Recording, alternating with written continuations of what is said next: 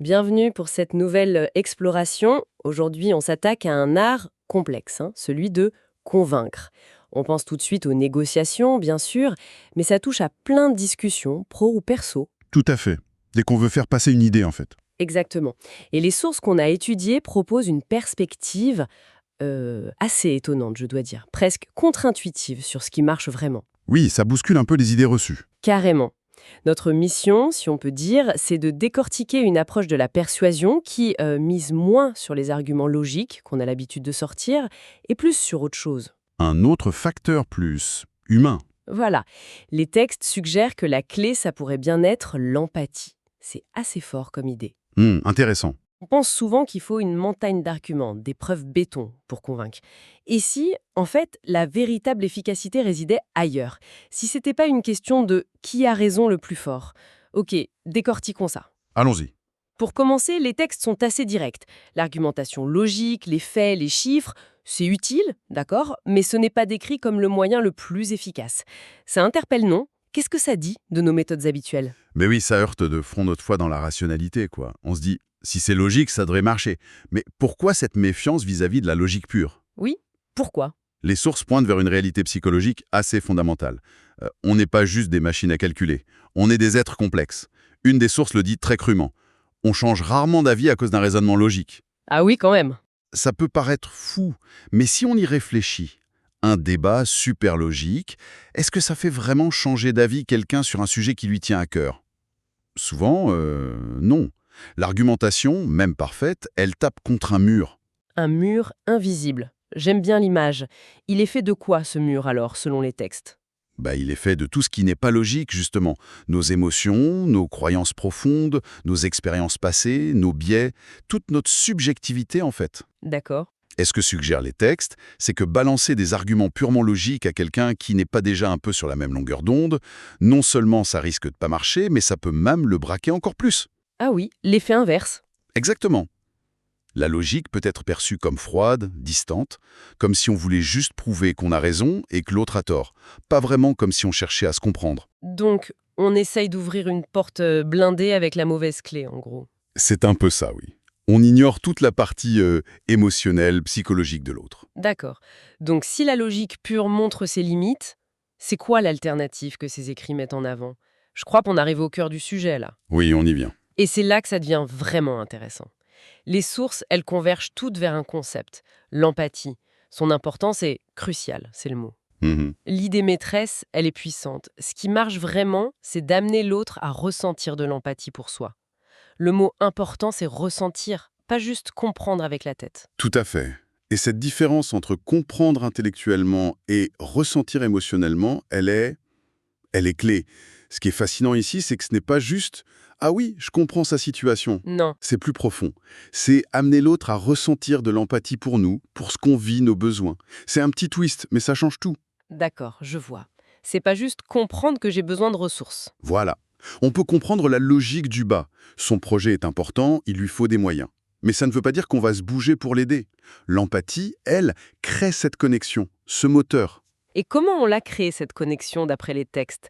Qu'est-ce qui fait qu'on bascule de la compréhension froide au ressenti? Les sources disent que ça passe souvent par un sentiment de reconnaissance. Une formule qui revient, c'est que la persuasion opère parce qu'on se reconnaît dans ce que l'autre dit. Se reconnaître. Oui, pas forcément logiquement, mais une résonance émotionnelle ou liée à une expérience. L'autre entend quelque chose qui fait écho en lui, même si c'est pas la même situation. C'est le moment où il se dit peut-être sans même s'en rendre compte. Ah oui, je vois.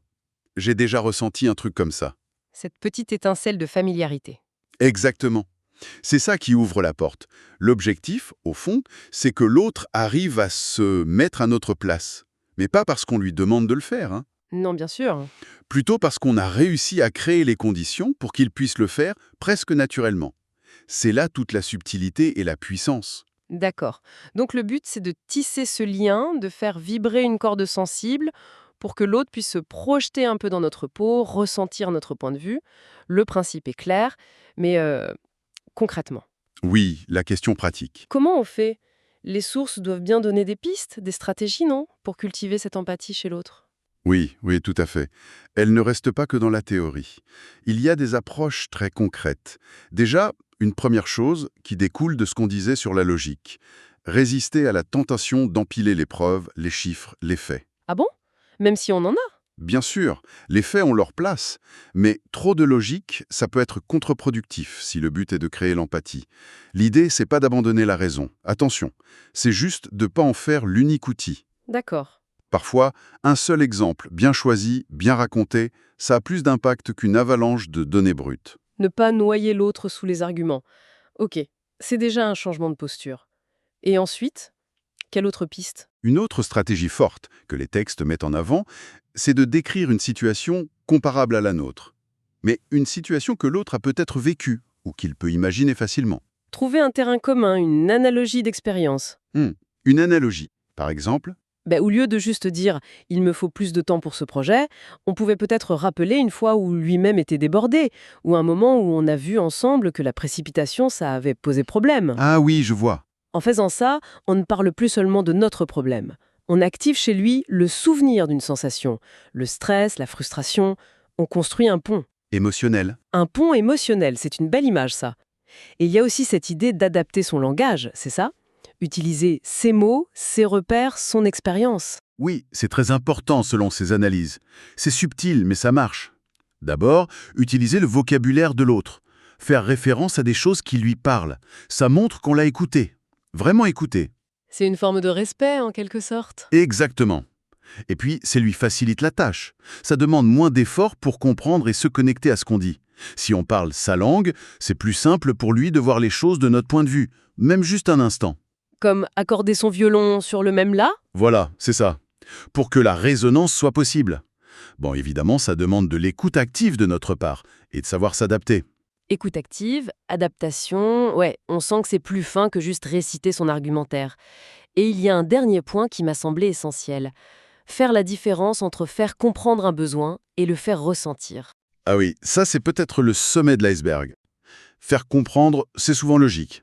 J'ai besoin de ça parce que A, B, C. C'est clair, rationnel. Oui, Mais faire ressentir le besoin, c'est autre chose. C'est communiquer l'impact, les conséquences humaines, l'enjeu derrière la demande logique. Les sources suggèrent d'utiliser des descriptions vivantes, peut-être des anecdotes courtes, parler de l'effet concret sur les gens. rendre ça tangible. Voilà. Passer de « il faut plus de budget pour le projet alpha » à peut-être évoquer la frustration de l'équipe qui est bloquée, ou au contraire l'enthousiasme de ce que ça permettrait de faire concrètement. C'est toucher le cœur, pas juste la tête. D'accord. Si on regroupe tout ça, moins d'arguments bruts, chercher des ponts d'expérience, parler la langue de l'autre, faire ressentir. C'est une approche vraiment différente. Comment ça s'intègre dans une vision plus large de la communication, tout ça? Si on prend un peu de recul, toutes ces techniques, elles visent au fond la même chose. Réduire la distance, psychologique, émotionnelle. Créer un sentiment de proximité, de compréhension mutuelle. Presque de destin commun parfois. Hmm, Décrire une situation comparable, ça active les neurones miroirs, si on veut. Utiliser les mots de l'autre, ça montre du respect, ça facilite l'identification. Faire ressentir les besoins, ça mobilise des zones du cerveau liées à l'émotion, à la motivation, qui sont bien plus puissantes pour changer quelque chose que la froide logique. Et donc, l'objectif change aussi, radicalement. Oui, et c'est là où c'est intéressant. On ne cherche plus à gagner, comme vous disiez. C'est ça. Fini le débat à gagner. C'est exactement ce que les sources soulignent. Elles opposent gagner un débat à créer un écho. J'aime beaucoup cette métaphore de l'écho. Créer un écho. Oui. Gagner un débat, c'est souvent imposer son point de vue. Parfois, ça abîme la relation. Il y a un gagnant, un perdant. Créer un écho, c'est différent. Un écho, ça n'existe que s'il y a une surface qui renvoie le son, une réceptivité. D'accord. Créer un écho, c'est faire en sorte que ce qu'on dit trouve une résonance chez l'autre, que ça vibre en lui parce que ça touche quelque chose d'important pour lui. Ça ne peut pas dire qu'il va être d'accord sur tout de suite, Non, bien sûr. mais ça crée une ouverture, une base pour une discussion plus constructive, peut-être même pour construire une solution ensemble. Mais ça demande, c'est vrai, une écoute profonde, une grande flexibilité. Alors, qu'est-ce que tout cela signifie si on essaie de rassembler les morceaux? Quel est le message global de ces sources sur l'art de convaincre? Le message, pour moi, c'est un vrai changement de paradigme. On nous invite à passer d'une vision de la persuasion comme un combat, une joute intellectuelle où le plus logique gagne, à une vision beaucoup plus basée sur la relation, sur l'émotion. Mhm. La persuasion efficace, ce serait pas celle qui écrase l'autre avec des preuves, mais celle qui réussit à créer ce lien empathique, assez fort pour que l'autre ait envie d'écouter, de comprendre et peut-être de bouger. C'est moins une question de force brute que de finesse, de syntonie. Moins une bataille, plus une danse, peut-être. Chercher une sorte d'harmonie, même quand on n'est pas d'accord. C'est une jolie image, oui. Et c'est exactement là, d'après la conclusion des textes, que la vraie persuasion commence. Ils le disent comme ça. C'est là que la vraie persuasion commence. Ah, cette phrase est forte. Oui. Ça suggère que tout ce qui vient avant, l'argumentation pure, essayer de gagner par la force, c'est peut-être juste un prélude, parfois nécessaire, mais souvent insuffisant, ou même une impasse. Hmm. La vraie persuasion, celle qui ancre un changement durable, elle naîtrait de cette connexion, de cette résonance empathique. Elle ne repose pas sur la défaite de l'autre, mais sur une forme d'alignement, même partiel, émotionnel et cognitif. C'est vraiment une approche qui met la compréhension mutuelle au cœur du changement. Donc, pour résumer le grand enseignement de cette analyse, pour convaincre efficacement, ce n'est pas tant la force de notre logique ou le nombre de nos preuves qui compte, mais notre capacité à tisser un lien d'empathie. C'est ça, il faut amener l'autre à ressentir notre perspective, à se reconnaître un peu dans ce qu'on dit pour créer cette fameuse résonance. Finalement, c'est un appel à remettre l'humain, l'émotion au centre de nos interactions, même quand on cherche à convaincre. Exactement. Et cette perspective, elle amène une dernière pensée, une question qui prolonge un peu la réflexion, je trouve. Elle émerge assez naturellement de tout ça. Ah oui, Laquelle? mais les textes parlent beaucoup de persuader les autres. Mais cette idée de créer un écho plutôt que de gagner, cette nécessité de comprendre le cadre de l'autre pour se connecter, si c'est si puissant avec les autres, est-ce qu'on pourrait l'appliquer à nous-mêmes? C'est-à-dire, L'appliquer à soi-même? comment? Je me demande, est-ce qu'on pourrait utiliser cette même approche empathique, non pas pour convaincre les autres, mais pour évaluer nos propres opinions, nos propres croyances, avec plus de justesse?